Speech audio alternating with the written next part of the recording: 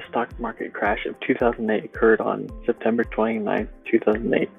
The Dow Jones Industrial Average fell 777 points in intraday trading.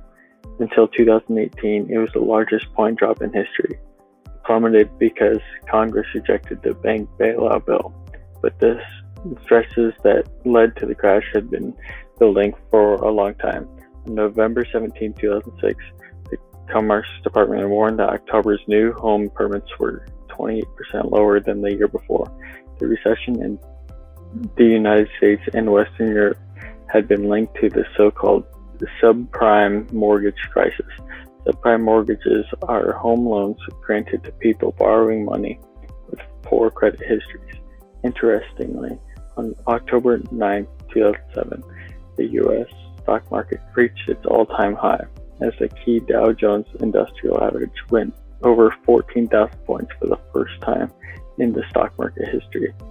Over the next year and a half, the Dow Jones would lose more than half its original value, falling to 6,547 points. Because of these results, hundreds of thousands of Americans who had large portions of their life savings invested in the stock market suffered catastrophic financial losses. President Bush signed the Emergency Economic Stabilization Act of 2008.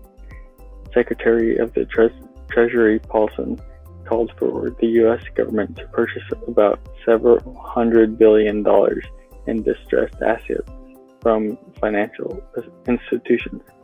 The Emergency Economic Stabilization Act of 2008 created the $700 billion Troubled Asset Relief Program to purchase toxic assets from banks.